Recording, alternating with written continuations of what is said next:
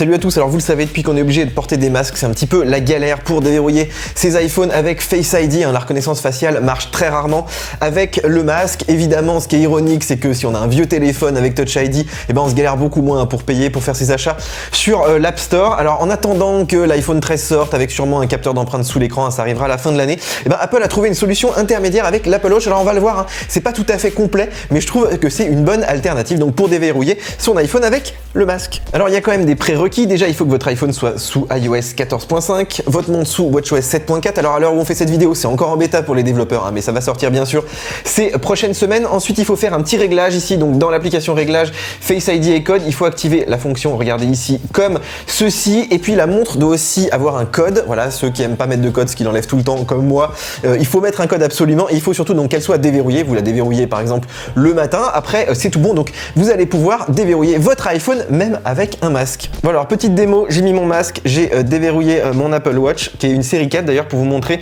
que ça marche très rapidement. Et regardez, je prends mon téléphone, voilà, et il vous met déverrouillage avec l'Apple Watch. Ça marche vraiment en 3 secondes. Et puis vous pouvez même reverrouiller le téléphone avec la montre. Donc voilà, c'est beaucoup plus rapide quand même que de mettre son code. Voilà, alors durant nos tests, c'était quand même très fluide, très rapide, sauf voilà sur des matériels un peu moins récents. Mais bon, on va voir, c'est encore une bêta, ça a le temps de s'améliorer. Méfiance aussi si vous prêtez votre téléphone, puisque dès que ça reconnaît un visage, ça va déverrouiller le téléphone. Donc même si votre Apple Watch est déverrouillé à votre poignet et que c'est quelqu'un d'autre qui l'a en main, donc attention à qui vous le prêtez. Et puis surtout, ça ne fonctionne pas avec les achats, c'est-à-dire ni sur l'App Store, ni dans les magasins avec Apple Pay. Donc voilà, l'intérêt est limité, c'est surtout pour payer. C'est logique, hein, c'est une version dégradée un petit peu de Face ID. Donc voilà, moi je trouve que c'est une alternative intéressante si vous êtes dans le bus, si vous êtes en train de regarder votre liste de courses, mais ça va pas vraiment remplacer le paiement. Dans ce cas-là, il vaut mieux utiliser soit l'Apple Watch, soit d'entrer votre code directement.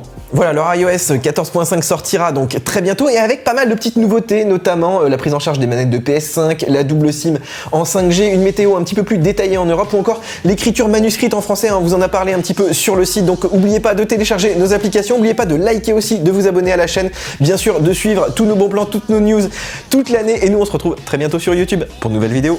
Ciao ciao. Aside from my soul.